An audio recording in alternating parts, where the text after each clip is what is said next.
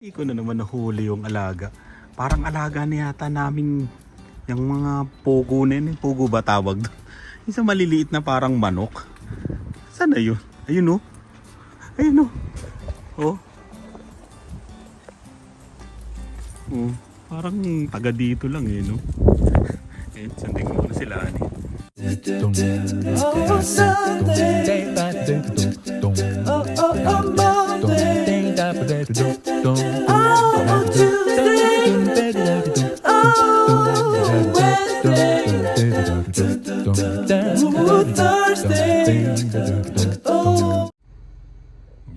bibihis lang.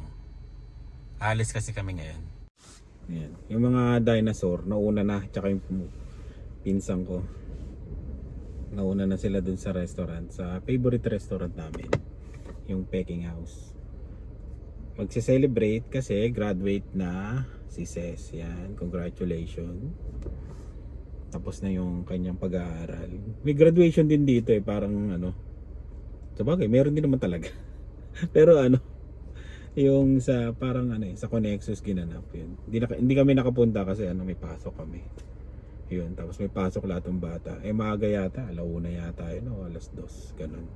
Kaya hindi kami nakapunta yun. Kasama na lang kami sa kainan, di ba? Eh nauna na sila, nagpa-reserve eh. Kaya sabi nila, mauna na sila kasama yung mga bata. Malamang maraming kakain doon kasi ano, graduation, di ba? Nakakain tayo na libre. Lakas ang hangin, no? Ito yung delikado pag nag-wildfire. Tapos ganyan kalakas yung hangin, para mong pinapaypayan yung mga puno na nasusunog. Kung nakita nyo sa Facebook, grabe yung mga ano, sunog. Ano pa ngayon ha? June pa lang, wala pang July. Di ba? Mainit na. Natuyo na kagad yung mga iba. Kaya ano eh, may bala kaming i-road trip yung ano eh, Toronto, Regina to Toronto, Toronto to ano, Regina, di ba? Para makita namin kasi hindi pa kami nakakapunta, lagi kaming pa dito eh. Pa Calgary, di ba? Pa BC, di ba? Pero hindi pa kami nakakalagpas ng Winnipeg. Eh yun sana ang bala ko. Pero nag-aalangan ako ngayon. Baka madali ka ng wildfire, di ba? Eh 3 days pa naman yung ano, compute na biyahe ko. May stopover eh. Hindi ko kayang 2 araw tinignan ko kahit si Deepseek nahirapan sa akin eh. 2 days travel, 15 hours na biyahe. Hindi kaya. Pero yung sa 3 days yon medyo kaya. Sabi ni Deepseek, manageable sabi niya. Eh natakot naman ako sa ano, wildfire, 'di ba? Malay mo, 'di ba? Sa biyahe na yon, hindi aeroplano na lang tayo. Kaya kasi ang compute namin doon 3 days, di 6 days na kagad biyahe pa lang. Tapos yung tigil sa Toronto, di ba, mga 11 days. Eh eto 5 days kasama na yung biyahe namin, di ba? Kaya mas makakatipid kami sa oras at time, di ba? Pero medyo magastos, tapos hindi namin malilibot. Bala ko talagang libutin eh. Eh ano naman, may daan naman pa US, di ba? Ang problema doon, medyo nag-aalangan ako ngayon. Tsaka wala pa kaming passport eh. Wala pa. Mag-ano pa lang, nagpa-picture pa lang kami, tapos sumanap pa lang kami ng guarantor kasi kailangan ng guarantor. Tapos siya kami pupunta doon. Yun.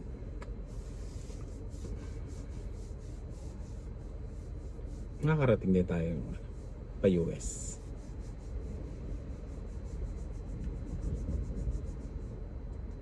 Sakto yun, no? Pagdating namin doon, kakain na lang kami, naka-order na. Kasi matagal din lutuin eh. Kumbaga pag in-order mo, doon pa lang niya lulutuin. Kaya sakto siguro kami. Okay, kita-kits na lang tayo mami. Sarap ng parking dito kasi may ginagawa oh.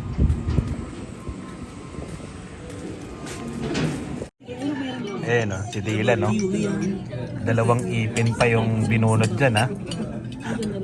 2 ipin pa pero nasa momentum oh.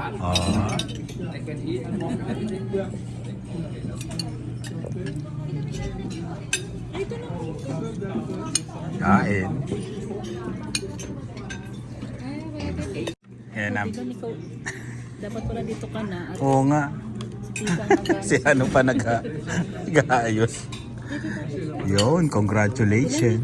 Sit ka dito. Para si Tita mo makakain. Okay lang ate. Sige. Okay lang. Haluin muna natin to.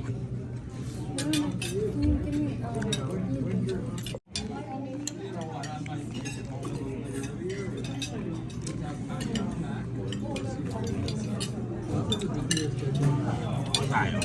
Yung madaling araw. Tapos kain. Ano?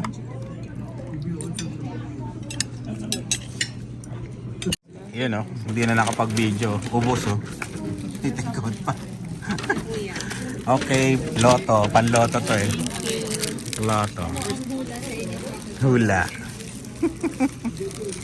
Kay Dylan. Ba't si Dylan oh?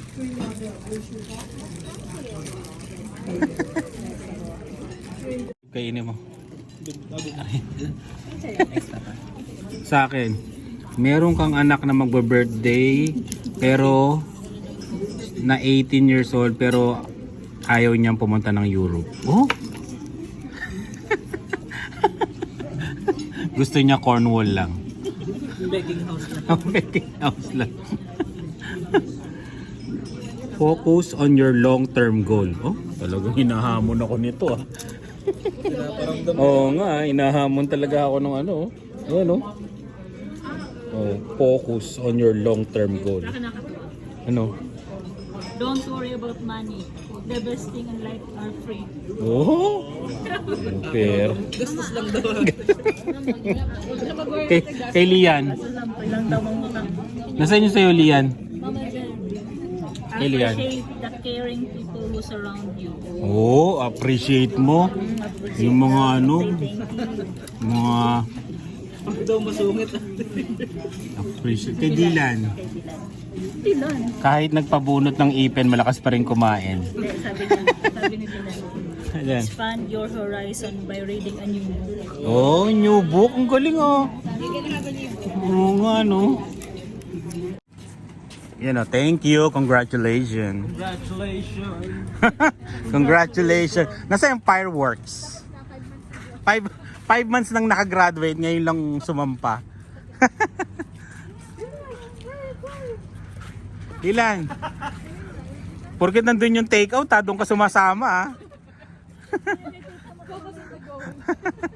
Nakapokus eh. Doon sila. Go. Doon sila. DQ daw, DQ. Magde-dessert. Yan o. Natikitan ba tayo?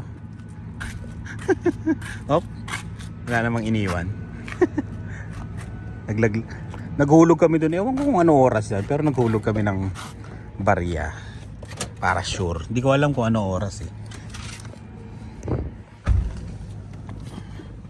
Yun nga, pinilit lang niya yung kulay pula eh, no? Diba? Parang, ay tsaka dito. Umano siya doon sa handicap. Sana sila. Ito tayo kumain. Yan no, sa ano? OEB breakfast. Yan. Malakas din yan, no? Sila Jade. May bukas na pala to, no? Hudson Bay. Wala na ang Hudson Bay. Oh, sa parking, sa ulo ah. Ninikdo ka. Saan siya? Saan siya? Doon.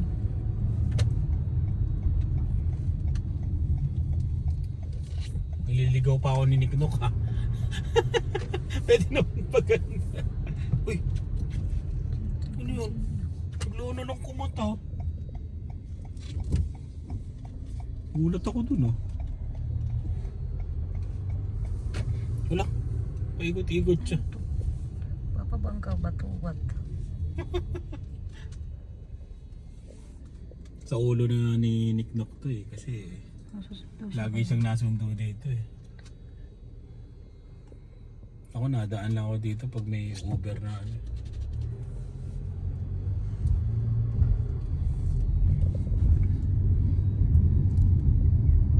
Pag dito ka dumaan, para ka na sa abroad eh, no?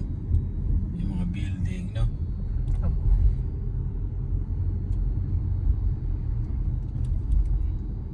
7:33. Tignan nyo yung tao. Tiyan yung araw. May araw pa. Sabagay, ano oras ba yan? Alas 9 yung araw, no? Oo, mga 9:15 pa nga, hindi pa lumulubog. Parang palubog pa lang siya yata, 9:15. Liwanag pa. Wala bang ano ngayon, yung aurora? Kahapon. Kahapon ba yun? Oo, may aurora. Borealis.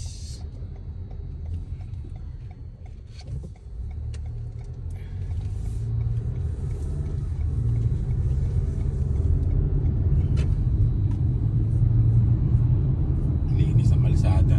Kaya masarap mag-Uber dito sa Regina kasi walang traffic. May hahatid mo kaagad yung pasahero mo ng kung ano yung nakalagay dun sa kung ilang minutes siya, yun talaga. Kuha na mo sila.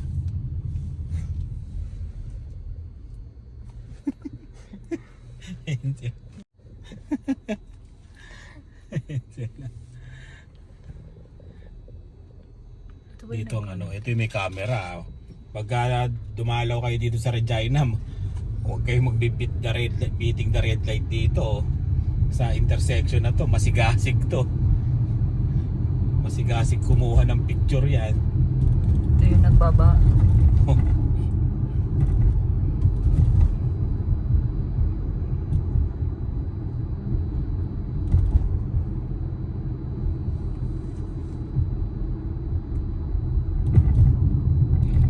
Keg. Makakapasok. Marami rin kumakain. Oo. Maraming kumakain talaga dyan. Makakapasok din tayo dyan pag may time. Puno, nakita mo? Ganda sa ano.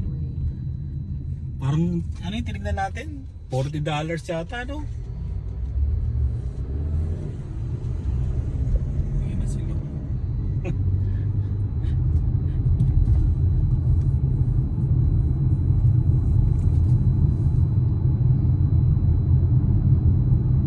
Wow, walang traffic. Ang magpapatraffic lang sa'yo dito, tren at stoplight. Yun lang. Pero sa Thursday pala may laban ng ano, Riders football. Dami na naman tao dito. All day breakfast.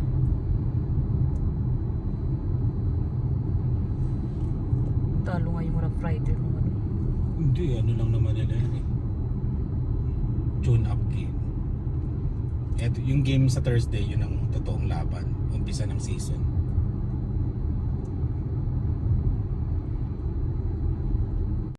Hati kami ni Papa. Ay, sige na po. Tapos na mag-dessert. Ganda ng panahon, no? Saka sasakay. Wala na. Nagmamadali niya. Masakit na ang tiyan yan. Masakit na ang tiyan to. Yun, Miyerkules na pala, no? Yun, no? Busy mga day, no? Saan naman to?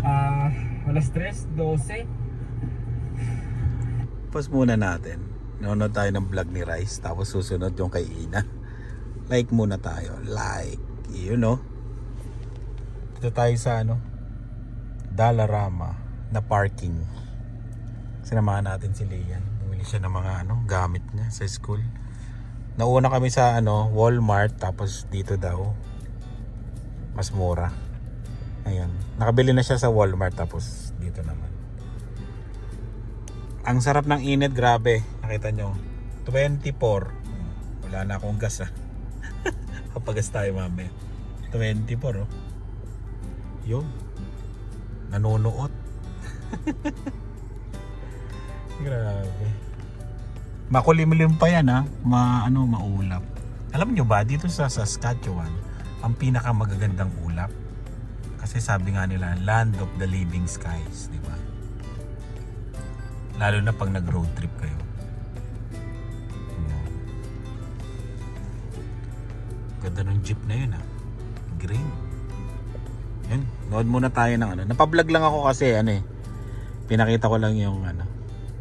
Yung ano ba to, kung mausok pa, kasi may nagtanong na kung mausok pa daw dito sa Regina kasi may wildfire. Yan na si Lian. Sa Manitoba tsaka sa Saskatchewan.